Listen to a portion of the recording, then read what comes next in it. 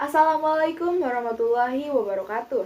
Sampurasun, wilujeng patepang deui sareng simkuring Syifausnul dina warta nu bade dikapindangkeun nyaeta tanah longsor di pasawahan warga.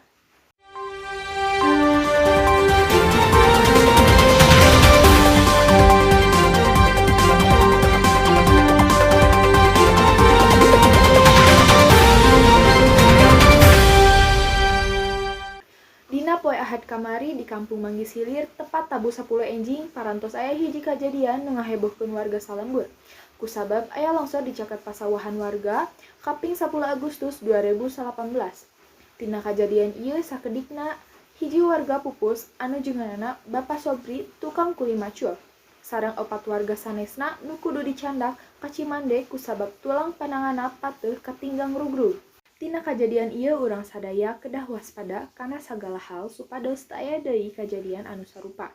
Pamirsa sadaya rupina ngasakitu warta nu tiasa didugikeun ku simkuring, mugia manfaat, wilujeng patepang deui di lain waktos. Simkuring Syifausnul amit mundur. Wassalamualaikum warahmatullahi wabarakatuh.